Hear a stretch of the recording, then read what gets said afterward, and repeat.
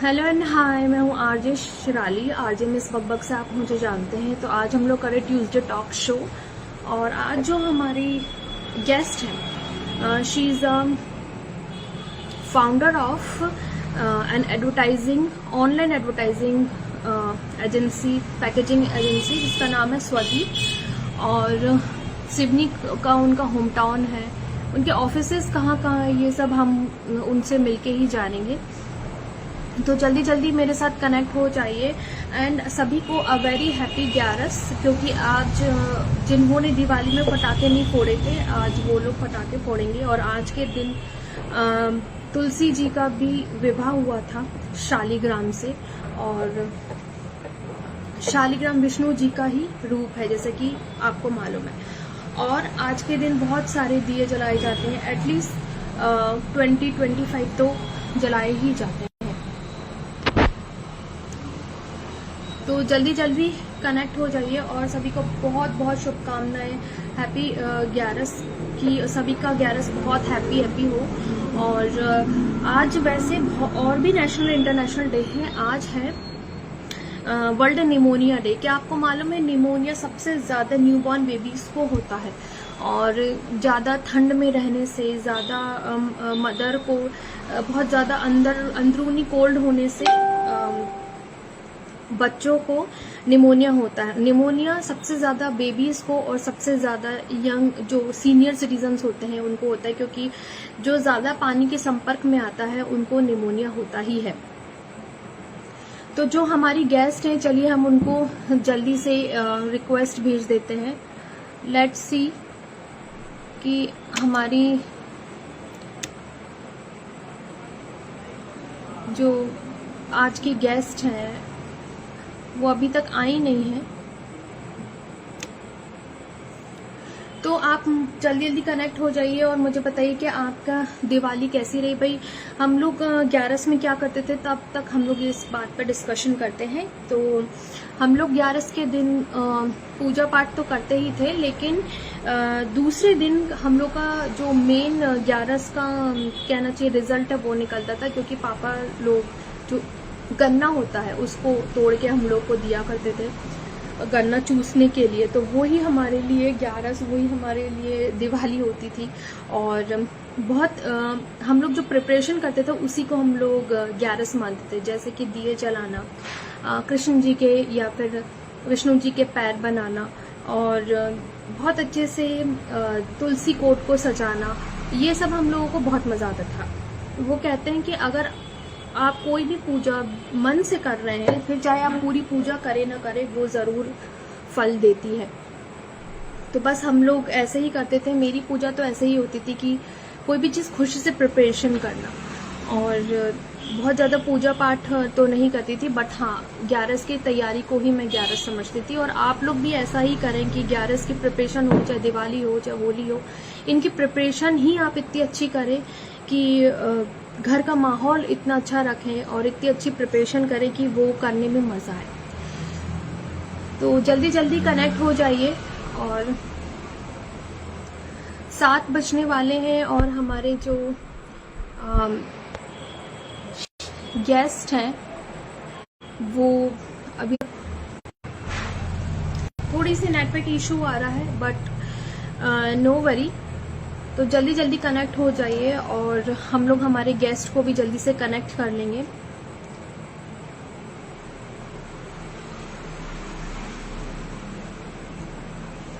तो मुझे ये बताइए कि आप लोग अपने ज़माने में, जो भी मुझे सुन रहे हैं मेरी एज के हैं, आप लोग कैसे 11 दिवाली सेलिब्रेट करते थे। मैं तो जैसे सेलिब्रेट करती थी मैंने अपना चीज़ें शेयर करी। और आज वर्ल्ड निमोनिया डे है, तो थोड़ा सा निमोनिया के बारे में हमें डिटेल में जानना चाहिए। निमोनिया एक ऐसा डिसीज़ है जो बहुत ज़्यादा पानी के संपर्क में होने से, बहुत ज़्यादा ठंडाई में होने से होता है। पहले हमें पता नहीं लगता, लेकिन जब हमारे सीने में कफ जम जाता है तब हमें पता लगता है। ये क्यों होता है? क्योंकि हम बहुत ज़्यादा पानी का खेल करते हैं, पानी को ज़्यादा पानी में हाथ डिप करते हैं। ये बहुत ज़्यादा न्यूबॉर्न बेबी को होता है, छोटे छोटे बच्चों को होता है। और बड़ों में सीनियर सिटीजन्स को ज़्यादा होता है। अभय कह रहे हैं गन्ना खाते थे हम लोग भी गन्ना ही खाते थे, और हम लोग ज्यादातर मजे करते थे प्रिपरेशन करते टाइम, जैसे कि दिया लगाना या फिर दिए में तेल भरना, बत्ती लगाना, और शाम के समय लाइट होना बहुत इम्पोर्टेंट होता था। दिवाली के पहले ही हमारे यहाँ लाइटिंग हो जाती थी और 11 तक रहती थी, 11 के बाद तक रहती थी। फिर हम लोग छतों में जाके गन्ना का मजा लेते थे दूसरे दिन। और पता नहीं क्या ऐसा कोइंसिडेंस होता था कि 11 के दूसरे दिन कभी कभी संडे पड़ता था, जिसमें हम लोग पापा लोगों के साथ धूप में बैठ के गन्ना का मजा लेते थे, क्योंकि उस समय तक बहुत ज्यादा ठंड आ चुकी होती थी। बट नाउ डेज ठंड का अता पता समझ में नहीं आता है, और यही जो वेदर है बहुत नुकसानदायक होता है। और शाम के 7 बजने वाले हैं, और जो हमारे गेस्ट हैं वो अभी तक आए नहीं हैं, तो तब तक अगर आपको कोई क्वेश्चन है तो आप पूछ सकते हैं।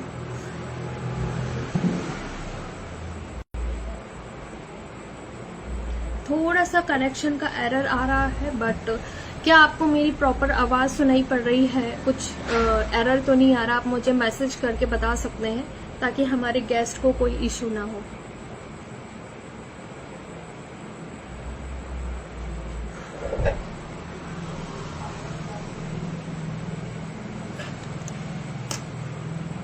चलिए हम कोशिश करते हैं हमारे गेस्ट को बुलाने की।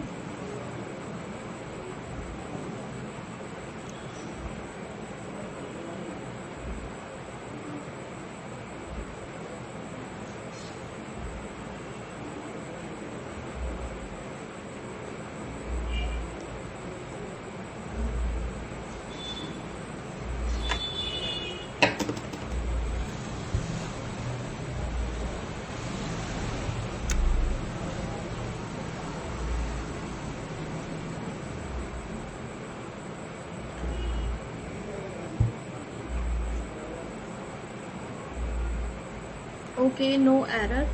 तो हमारे जो गेस्ट है अभी तक आए नहीं हैं, हम लोग थोड़ा सा और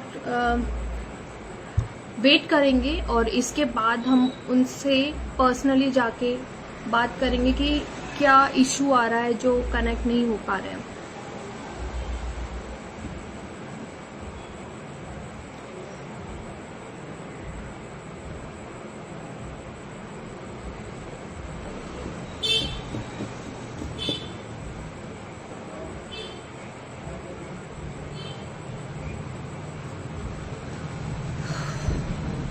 तो मेरे जो गेस्ट हैं उनसे मेरी रिक्वेस्ट है कि आप जल्दी से कनेक्ट हो जाइए, क्योंकि हमारे गेस्ट आते ही जा रहे हैं, और जो आते जा रहे हैं सभी को आरजे मिस बकबक यानी मेरी तरफ से, काफी टॉक रेडियो के तरफ से बहुत बहुत देव उठनी और 11 की शुभकामनाएं। तो चलिए जब तक हमारे गेस्ट आ रहे हैं हम बात करते हैं 11 के बारे में कि देव उठनी 11 एक्चुअल होती क्या है। क्या आपको मालूम है कि वृंदा ही तुलसी है? जब वृंदा भस्म हो गई थी तो उसकी राख से ही तुलसी का पौधा उत्पन्न हुआ था, और विष्णु जी ने कहा था कि जो तुलसी का पौधा रहेगा उसमें शालिग्राम के रूप में मैं तुम्हारे साथ पूजा जाऊंगा। तो अगर आप लोगों ने पूजा नहीं करी है तो थोड़ी सी टिप ये है कि आप लोग पूजा करते टाइम थोड़ा सा पौधे का भी ध्यान रखें, क्योंकि पौधा जो होता है वो, ये जो हमारा होली ट्री कहलाता है, ये बहुत ही आयुर्वेदिक मेडिसिन में आता है, और हम लोग इसमें खूब सारी चीजें, पूजा पाठ की चीजें इसमें लगा देते हैं और उससे नुकसान उसको आगे चल के होता है। तो आप पूजा करें, बहुत अच्छे से करें, लेकिन उसको खूब ज्यादा टच करके बिल्कुल ना करें। जैसे कि उसमें चंदन रोली बिल्कुल भी ना लगाए, दूर से ही लगाएं, गमले में ही छटक दीजिए।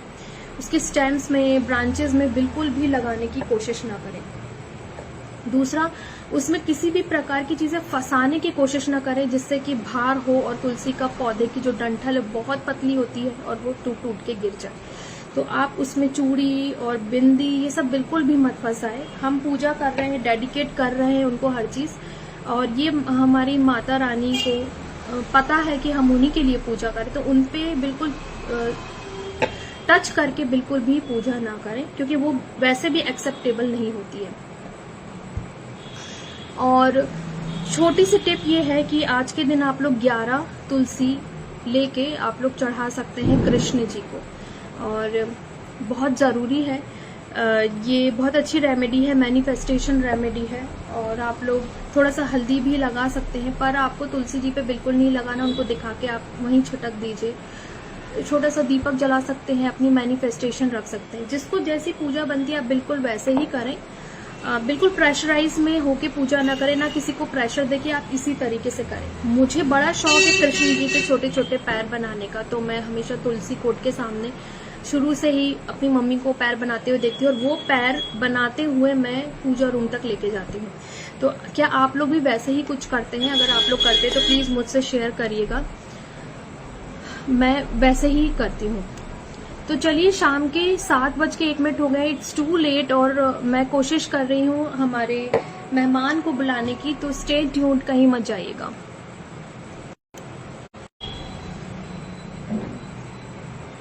तो मैंने अपने गेस्ट को जल्दी जल्दी मैसेज कर दिया है, देखते हैं कि हमारी गेस्ट कहाँ रह गई हैं। और 7:02 हो चुके हैं।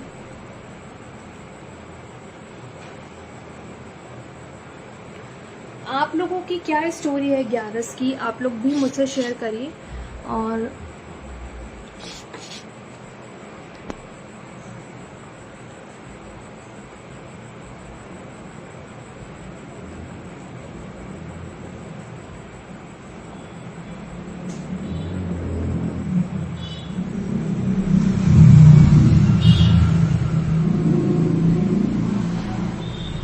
तो मेरी जो गेस्ट हैं उनको कुछ थोड़ा सा कंफ्यूजन है, थोड़ा सा हम क्लियर कर लेते हैं।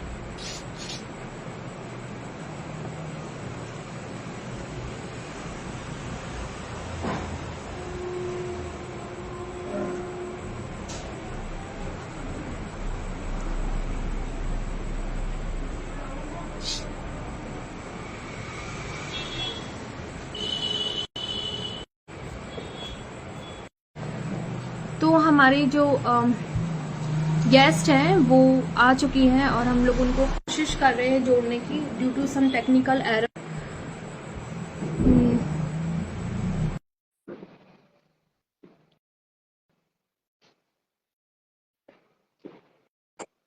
फाइनली हमारी गेस्ट आ चुकी हैं बहुत मशक्कत के बाद।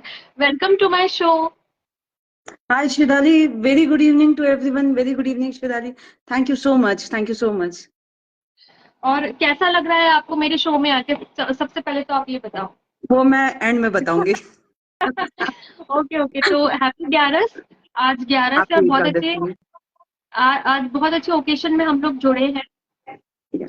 मैं आप सब व्यूअर्स को I am giving warm wishes to Ekadashi. Devuthani Ekadashi सबसे बड़ी 11 है हमारे हिंदू फेस्टिवल में।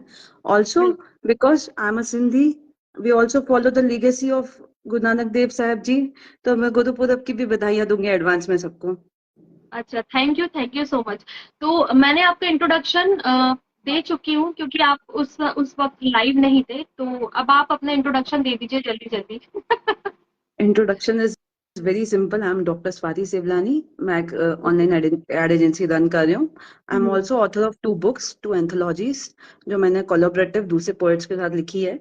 और मैंने पीएचडी किया है मैंने एडवर्टाइजिंग फील्ड में। 9 ईयर्स से मैं अपनी एक एजेंसी रन कर रही हूँ, स्वदी पैकेजिंग के नाम से। और इसके पहले मैंने वर्क किया है दूसरी एडवर्टाइजिंग एजेंसी के साथ, न्यूज़पेपर में वर्क किया एज एडिटर। अब हम बात करते हैं हमारे निच पे। तो मेरा जो निच है वो है पैकेजिंग, क्योंकि बचपन में हम सोचते थे कि जो खाने के पैकेट से ये कौन डिजाइन कर रहा है। This was a very curious subject for every child studying any type of subject. They were very curious. So basically यही इसी बारे में हम बात करेंगे आज। बिल्कुल। तो आप अपने कुछ एड एजेंसी के बारे में बताएं कि बेसिकली ये क्या वर्क करती है, किस किस चीज में वर्क करती है? Shridhari, we are basically working for the clients who are into FMCG, majorly into FMCG. पहले हम collaterals design करते थे सबके लिए, like resorts, schools, colleges, everyone. But abhi we have shifted the domain. Most of the work is for the packaging industry, like आटा, मैदा, बेसन, सूजी हो गया, डायपर्स हो गए, सैनिटरी पैड्स हो गए। इनकी जो पैकेजिंग होती है, जो बाहर की पन्नी हम देखते हैं, वो पन्नी की जो डिजाइनिंग्स होती है, लैमिनेट्स बोला जाता है उनको, उन पैकेजिंग्स की जो डिजाइनिंग होती है वो हम करते हैं। अच्छा। और एक क्वेश्चन मेरे मन में आ रहा है कि जो हम मतलब हमारी जो पैकेजिंग होती है उसकी जो टैगलाइन होती है, क्या वो भी आप ही लोग करते हैं? Yes yes, punch line, a tagline. Very interesting question actually. देखिए, किसी भी एडवर्टाइजिंग एजेंसी में कुछ स्टेप्स होते हैं। हम्म, कुछ स्टेप्स ऐसे होते हैं कि there is a visualiser, there are designers, senior designers, junior designers, and also जो राइटिंग सेक्शन देखता है उनको आपने देखा होगा जनरली कंटेंट राइटर कहा जाता है, एग्जैक्टली। बट हम उनको एड एजेंसी की लैंग्वेज में कॉपी राइटर कहा जाता है। कॉपी अच्छा। राइटर लॉ वाला कॉपी राइट नहीं, ये हम्म। कॉपी राइटर है जो COPYWRITER बोला जाता है इसको। तो दिस इज अच्छा। द कॉपी राइटर जो कॉपी लिखता है, writer one who writes a copy of the ad और the packaging. Hmm, hmm, okay. तो इसमें करियर कितना ग्रोथ कर सकता है? आप इस इंडस्ट्री से जुड़े हो, इनफैक्ट आप अपनी एक एजेंसी भी चला रहे हैं, तो इसके बारे में आप बताएं कि आज के यंगस्टर्स के लिए कितना हेल्पफुल है। मुझे लगता है ग्रोथ इसी फील्ड में है। अच्छा। This is one of the mushrooming field right now, hmm, because आपका सोशल मीडिया भी बहुत एक्टिव है now. The social media strategies and social media agencies काफी एक्टिव हुई हैं अभी। और अभी हम देखें with the current, with the change in the scenarios, हम देखेंगे तो हमारा प्रिंटिंग इंडस्ट्री काफी कम हो गया है because people are accessing every document online. Online. But basically कुछ 2 सेकंड को उसको कैची बनाने के लिए 2-5 सेकंड में डिस्ट्रैक्शन आ जाता है ऑनलाइन। तो 2-5 सेकंड में उसको बहुत क्रिएटिव और क्रिएटिव स्ट्रैटेजीज के साथ मार्केटिंग कम्युनिकेशन करने के लिए हमें बहुत क्रिएटिव होना पड़ता है, हमें बहुत क्विक विटी होना पड़ता है, हमें बहुत ह्यूमरस होना पड़ता है। So you need to be very creative first of all, and second thing is that कि वो एक फ्लैश ऑफ द आई है, एक फ्लैश में आपको बहुत अच्छा एडवर्टाइजिंग डिस्प्ले करना है। तो I think it's having a lot of scope in the future, and इसका फ्यूचर कभी पहले भी कम नहीं रहा था। हमको आज भी याद होगी कुछ क्रिएटिव एड्स लाइक हमारा बजाज, हमारा कुछ कॉपी राइटिंग। एंड एंड बहुत क्रिएटिव मुझे याद आ रहा है, आपको याद होगा शायद सेंटर फ्रेश का था। दांत से जब वो हंसते थे, स्माइल करते थे हाँ और एकदम हाँ, ग्लो हो जाता था। ग्लो हो जाता फेविकॉल था। फेविकॉल का भी हम लोगों को आज भी याद है कि उसके जितने भी एड्स बने हैं वो भी बहुत ही क्रिएटिव बने। फेविकॉल का एक डिटेल देना चाहूंगी। फेविकॉल के जितने भी एड्स बने हैं वो पीयूष पांडे सर ने बनाए हैं, अच्छा। और उनकी उनकी बुक मेरे पास अभी भी रखी हुई है। पांडेमोनियम करके उन्होंने बुक निकाली है, and he was working with the top most creative agency of the world. उसको ऑगलवी के नाम से जाना गया है। तो वो ऑगलवी अच्छा। में काम करते थे। पीयूष पांडे सर का बुक मेरे पास अभी भी रखा हुआ है। He is one of the influential people we have seen in our lives. तो फेविकॉल का स्ट्रेटेजी जो था वो पूरा पीयूष पांडे सर का था। अच्छा। अच्छा। वी आर और लर्निंग अभी, फ्रॉम हिम। हाँ हाँ, और अभी का जो पहले का एडवर्टीजमेंट और अभी के एडवर्टीजमेंट में बहुत अंतर है, तो आप इसको कहाँ देखते हो? मतलब हम कहाँ देखते हैं? हाँ। हम इसे देखते हैं, एक तो हम देखते हैं बहुत ज्यादा ऑनलाइन ड्रिफ्टिंग में इसको। अब इतना टाइम नहीं है कि हम न्यूज़पेपर्स में उसको डिजाइन करें, हम्म। ठीक है।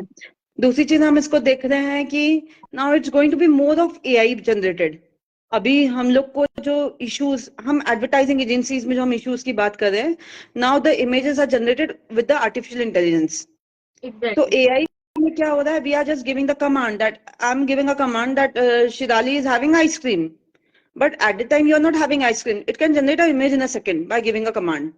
So hmm. AI is taking a lot of position in with regard to the content writing and with the image generation. हम्म। और टेम्पलेट्स में हम देखेंगे तो कैनवा जैसी वेबसाइट्स आ गई है, they are very highly competitive. हम्म।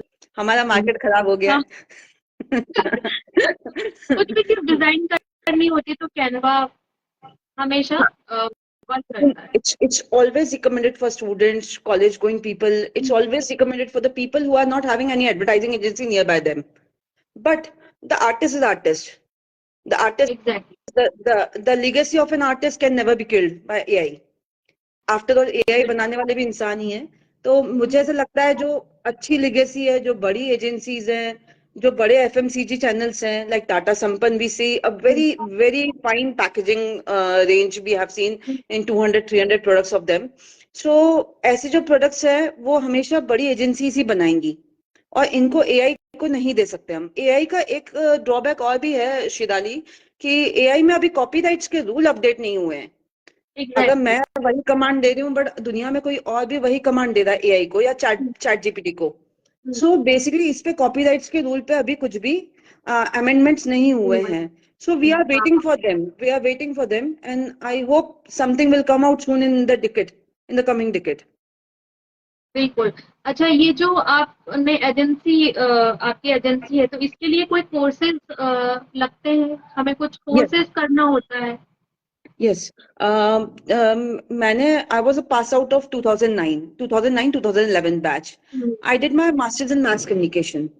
ये ओके। बहुत इंटरेस्टिंग चीज है कि जर्नलिज्म एंड मास कम्युनिकेशन में, जर्नलिज्म में सिर्फ जर्नलिज्म आता है.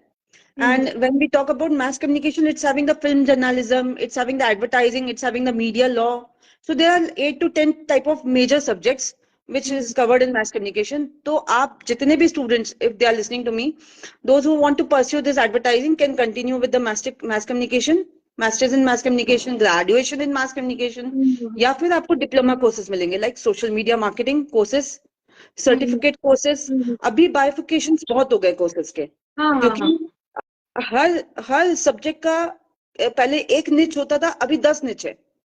आपको जिस निच में बिल्कुल। जाना है ना, आप उसके कोर्सेज को आप सिलेक्ट करिए, आप गूगल करिए, आपको बहुत अच्छी अच्छी universities like you can say XLi and IIM जैसे जो हम्म, सिटी जो कॉलेजेस हैं, वो भी हम्म, आपको मास कम्युनिकेशन के कुछ कोर्सेज प्रोवाइड कर रही है. And hmm, I would recommend कि आप कॉलेज हमेशा अच्छा लीजिए, कॉलेज या यूनिवर्सिटी आप जो भी लेना, आप हम्म, वो बेस्ट ही लीजिए हमेशा पढ़ाई के लिए. बिल्कुल, जहाँ प्रैक्टिकल नॉलेज बहुत इम्पोर्टेंट है मेरे ख्याल से, क्योंकि ये सारी चीजें प्रैक्टिकल जब तक नहीं सिखाई जाती हैं, आई डोंट थिंक सो कि आप थ्योरेटिकल होने के बाद आपको प्रैक्टिकल होना बहुत इम्पोर्टेंट है। आजकल बहुत सारे इंस्टीट्यूट ऐसे हैं कि आपको थ्योरेटिकल नॉलेज दे देते हैं, बट प्रैक्टिकल नॉलेज नहीं मिल पाता है, जो जी. बहुत बड़ा ड्रॉबैक है। जी. तो मेरे हिसाब से ऐसा कॉलेज चूज होना चाहिए जहां आपका थ्योरेटिकल तो है, बट प्रैक्टिकल भी होना। आप कैसे सीखोगे? आप लिखना, आपको लिखाना, स्क्रिप्टिंग आपको करवानी भी चाहिए। आपको थॉट्स कैसे क्रिएट होंगे आपके, वो सब सिखाना चाहिए मेरे हिसाब से। जी.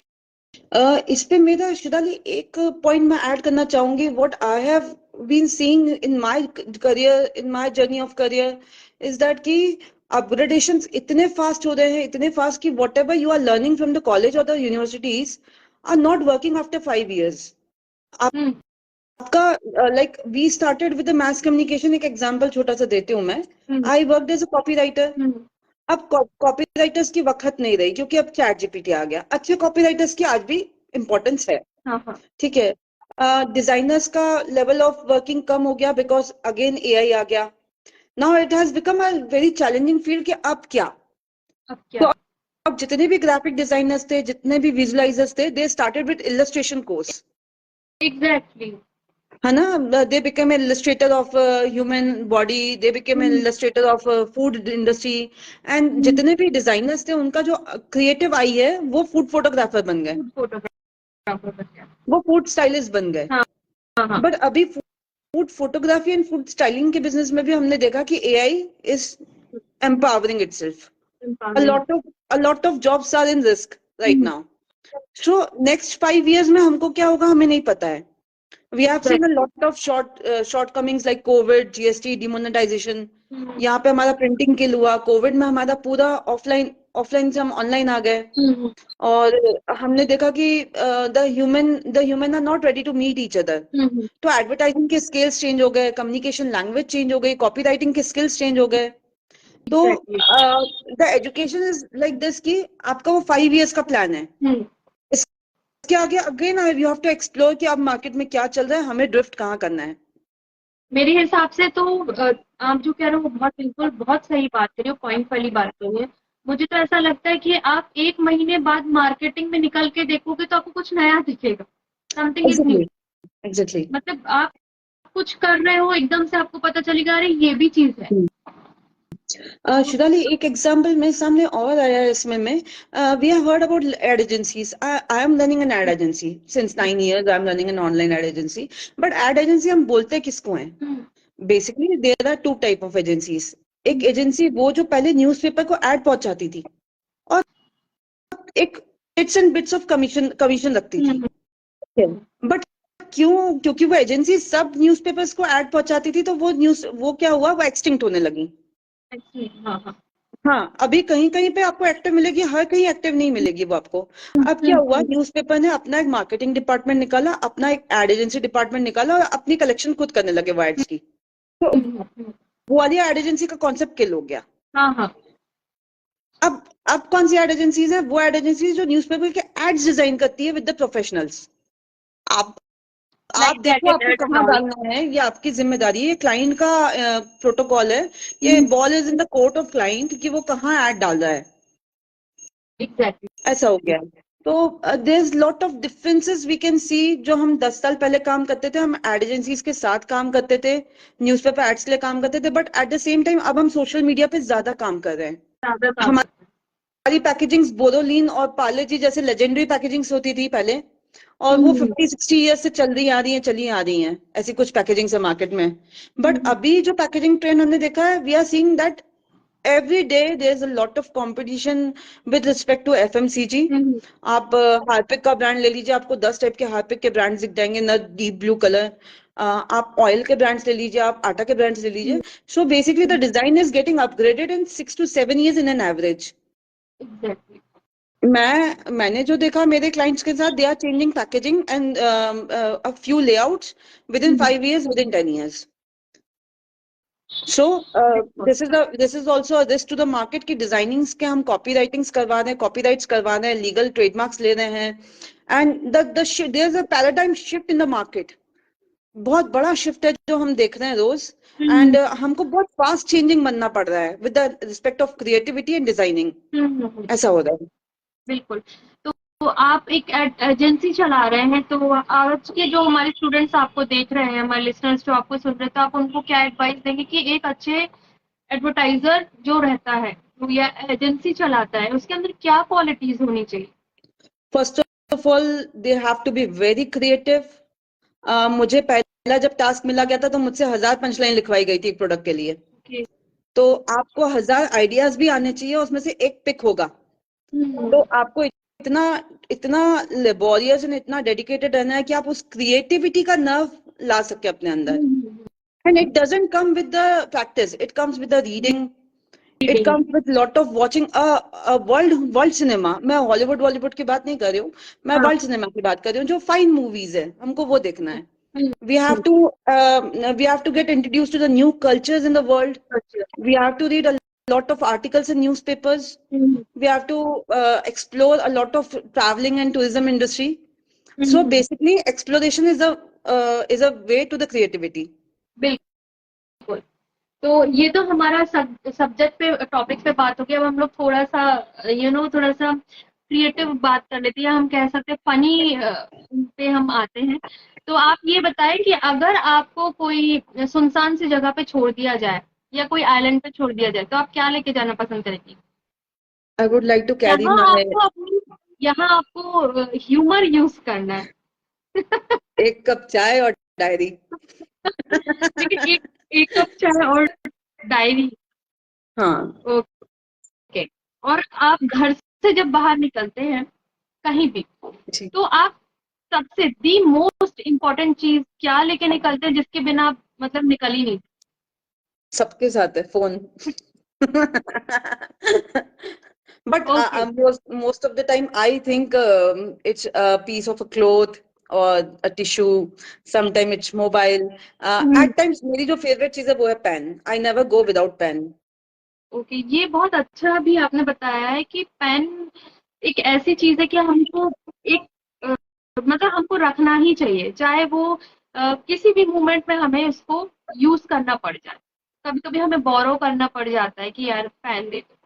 तो ये आपकी पर्सनालिटी को भी मेरे हिसाब से दर्शाता है कि हाँ, अगर बट ऑल्दो एक और एडवांसमेंट बताऊंगी, जैसे मेरे फोन में ही पैन है, हाँ, so we are using a S23. Okay. So this has been a very easy thing कि अब उसका रिप्लेसमेंट आ गया है।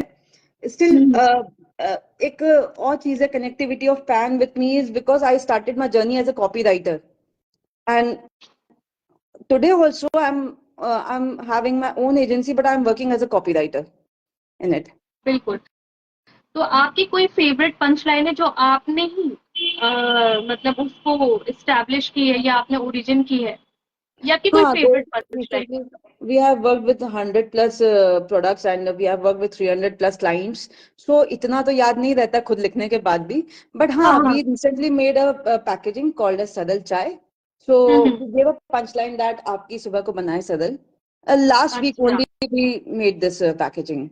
ये तो बहुत अच्छी बात है। तो चलिए, अब आप ये बताएं कि हमारे शो में आपको आके कैसा लगा, और कितना इंटरेस्टिंग ये आपके साथ जो कॉन्वर्सेशन था हम लोगों का आपस का, जो कहना चाहिए जो भी कॉन्वर्सेशन थी, कैसी रही?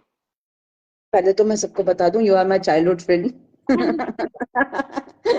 And we met recently again. The world is a very small place, and I always deeply, I'm from a background which is very deeply rooted to the initiations. Okay. Initiations करना चाहिए life में. तो I always appreciate you that someone initiated from the town Sivni, that हम talk shows करें, हम बहुत हर किसी को एक platform दें. And of course, it's very interesting to have a word with you. ऐसे कभी टाइम नहीं मिलता है बात करने का, बट ऐसे बात करेंगे सीधे आके तो it's very interesting. Also, my best wishes are with you, Shidali. My best wishes are with your radio channel, and thank you you. keep doing lot of bug. I hope you will keep cheering up the audiences, and lot many people are waiting for you to come in the show. And आप बहुत सारे लोगों को बुलाए. There are a lot of compliments from my end. I'm finding it very good. Thank you so much, thank you so much. तो जाते जाते आप हमारे लिसनर्स को, व्यूअर्स को क्या एडवाइस देना चाहेंगे, या कोई हम टिप ही आप बता दीजिए, Related to, कुछ भी। I'm having a very basic, simple life lesson that be grateful, be very grateful to God, be very grateful to your family, and one more thing, आप किसी भी चीज को बहुत practice करें. You should not go on the shallow things. You should always be determined to achieve something. Without determination, इतना जल्दी नहीं आएगा. And it takes huge patience, huge amount of patience to come to the success. Maybe it can take 2 decades, 3 decades in life. It's a very long process. Success is very long process. That's it. इसमें एक जो आपने अभी हम लोगों को tip दी, उससे एक क्वेश्चन निकल के आ रहा है मेरे मन में कि हम जब अपनी जर्नी में चलते हैं तो बहुत सारे ऐसे पड़ाव आते हैं जब हमको ऐसा लगता है कि हम बहुत ज्यादा लो फील कर रहे हैं। सबके साथ होता है। तो उस पड़ाव में, उस स्टेप में, उस पाथ में हमें क्या करना चाहिए? You should sink in it. Feel the pain, feel the hardship, feel it, live it. People don't want to live with it. People want to give up very easily. And उस समय जो motivation काम आता है ना, that are your prominent speakers. जो हमारे सामने काफी सारे स्पीकर्स है, वो कुछ स्पीकर्स हमारे लिए बहुत पॉजिटिविटी लाते हैं. And there are lot of books which you have. आपके पास बहुत सारी बुक्स होती हैं जो आप पढ़ सकते हैं. बट प्रोबेबली मैं एक ही चीज बोलूंगी, उस समय you should write it down, because journaling आपको बहुत हेल्प करेगी खुद को एक्सप्लोर करने के लिए. ऐसा है. Thank you so much Swati ji, हमें बहुत अच्छा लगा, आप अपने कीमती समय हमारे लिए निकाला और बहुत अच्छी अच्छी बातें बताई और लोगों को गाइड किया कि इस फील्ड में अभी बहुत ग्रोथ है, फ्यूचर भी है, ब्राइट फ्यूचर भी है। और हमारे साथ अगली बार भी बने रहिएगा जब भी हमें आपकी जरूरत पड़ेगी। Any time Shivali. Thank you so thank much. You so much. Thank you. Thank you. Bye bye.